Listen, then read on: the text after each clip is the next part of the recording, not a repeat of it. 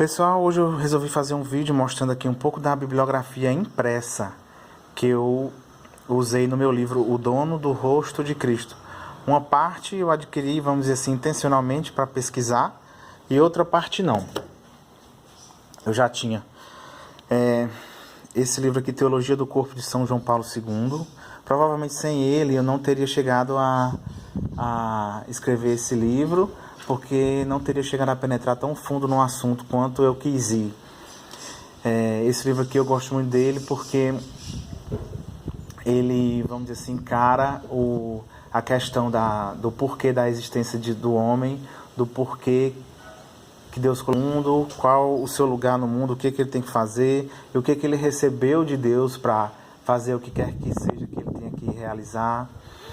E tudo isso visto muito sob o aspecto corpóreo da existência humana, que eu sempre achei, mesmo assim dentro do cristianismo, uma parte meio que deixada de lado, vamos dizer assim, no moderno, né?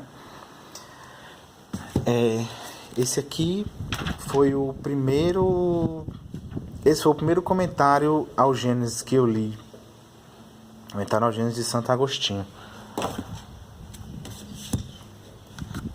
Esse aqui é o primeiro livro que eu cito lá, que é Vida de Cristo de Fulton Sheen. Essa edição aqui, são 2 volumes assim. Logo no começo, Fulton Sheen, ele vai se perguntar assim, qual é a relação entre Adão e Cristo, né? E vai dizer que os dois são os 2 homens mais importantes que já viveram. E isso daí para mim foi gatilho para eu pesquisar mais sobre o assunto na época. Esse aqui é um livro de que eu gosto muito. É uma introdução católica ao Antigo Testamento. Gostei muito de ler, abriu minha cabeça para muita coisa, E quando eu comecei a escrever o livro, eu comecei a usar ele como também fonte para pescar bibliografia. São Basílio Magno, Venerável Beda, São Boaventura, São João Crisóstomo, Efrem da Síria. Embora não tenha impresso dele, eu procurei na internet hinos e poemas, um autor de que eu gostei muito também de conhecer. Esse comentário ao Gênesis aqui eu simplesmente adoro, ele é esplêndido. Gordon Wenham, em 2 volumes, volume 1, volume 2, muito bom, sob todos os aspectos que você possa esperar de um comentário. Depois eu conheci esse autor aqui, John Walton, que é bom. Esse livrinho aqui também, lógico que depois de Adão e Eva também comecei a olhar também para Noé, que Noé fez vamos dizer assim, um Éden restaurado no Monte Arará. Então esse livro aqui é muito legal também. Depois acabou puxando esse livro aqui, vamos dizer assim, Gênesis, História ou Ficção, ou nenhuma das 2 coisas. É um livro de contrapontos. Esse aqui também é outro livro de contrapontos, The Historical Ladam. Bonzinho. Esse livro aqui, muito bom. Esse escritor aqui, Leon Kass, ele faz, vamos dizer assim, uma investigação mais puxada, assim, vamos dizer, para o filosófico. Mas lógico que sempre partindo do texto, né? Ele não quis, vamos dizer assim, escrever um livro muito teológico, mas um pouco mais livre, filosoficamente. E é muito bom. Embora não tenha citado, assim, eu tive alguns insights desse livro aqui. Esse livro aqui também acho que é um dos fundamentais, vamos dizer assim, do assunto de Adão e Eva na tradição, vamos dizer assim, cristã, né? Adam and Eve in Jewish and Christian Imagination. Esse livro aqui é para ler todinho, capa a capa. Muito bom. E foi nesse livro aqui que eu encontrei De todos que eu li, eu acho que foi ele quem gastou um pouco mais de tempo com a questão de se Adão e Eva no paraíso eles já conheciam o sexo. Eu achei muito interessante a investigação, os insights que ele tem sobre o assunto e concordei com o que ele disse. Aqui Basílio de Cesareia, homilias sobre a origem do homem. Lógico que também, além de Basílio de Cesareia, outros pais da igreja também vieram. Esse livro aqui, G.K. Beale, Deus mora entre nós, a expansão do Éden para os confins da terra. Nesse livro aqui, vamos dizer assim, ele faz uma investigação sobre, vamos dizer assim, a comissão adâmica. Qual era a missão de Adão e Eva no mundo e como a história da redenção é um processo de querer restaurar, de buscar restaurar de uma certa forma, não imediatamente idêntico, mas é uma restauração dessa primeira missão que Adão e Eva tinham no mundo, que era a partir do meio do jardim, do centro do jardim, que era a árvore da vida, a árvore do conhecimento do bem e do mal, expandir essa presença benevolente de Deus até todos os confins da terra, junto com o jardim. Esse livro vamos dizer assim, ele continua o primeiro, mas de uma forma, vamos dizer assim, um pouco mais completa, né? Mostrando como é que Noé foi uma pequena restauração do que Adão e Eva precisavam ser, e depois como Moisés no Sinai restaura também, faz vamos dizer assim, outro episódio de restauração disso. Só que esse livro aqui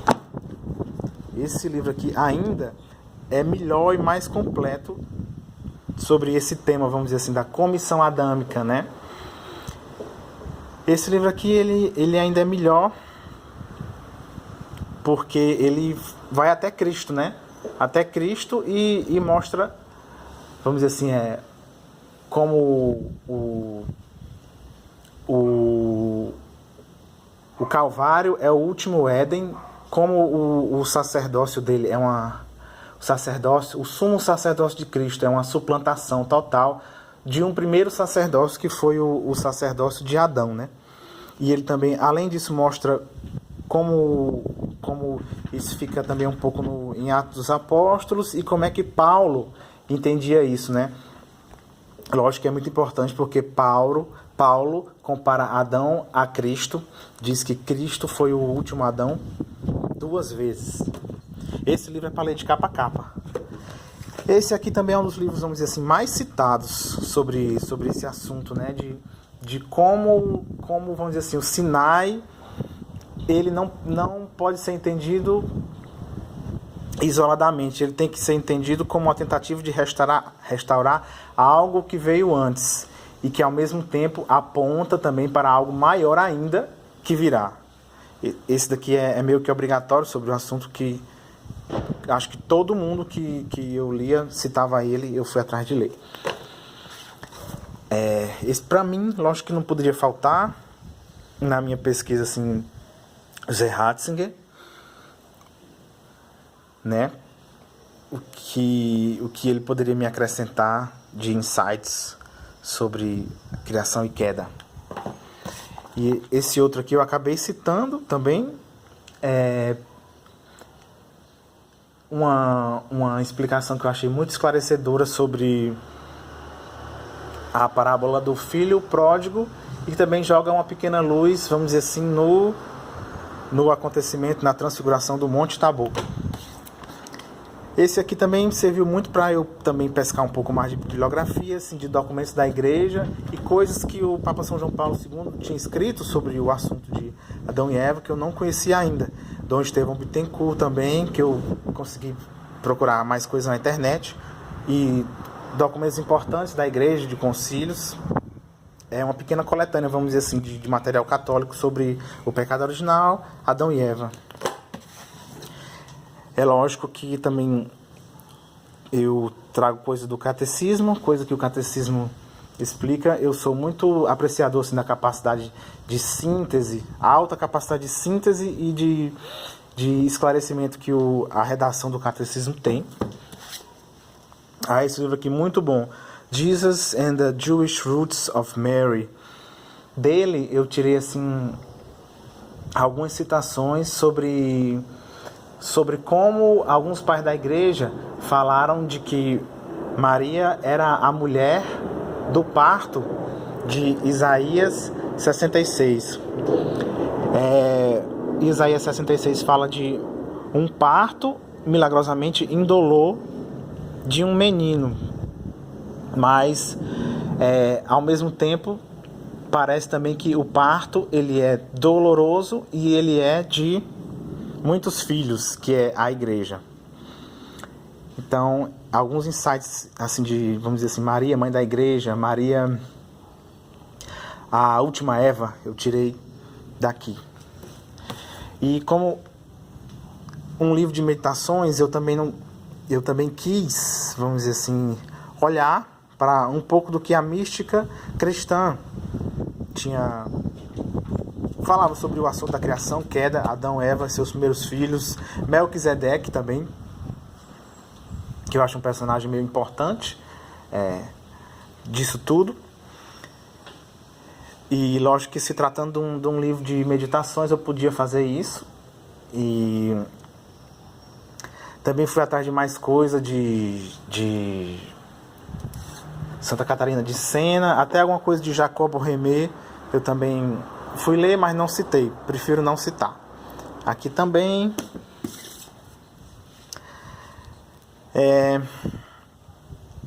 Jesus and the Dead Sea Scrolls. Daqui, vamos dizer assim, eu tirei algumas explicações sobre como os judeus da primeira geração, mais especificamente aqui os essênios, quais eram as esperanças que eles tinham de quem seria a pessoa do Messias e algumas coisas que essa esperança remetem a Adão.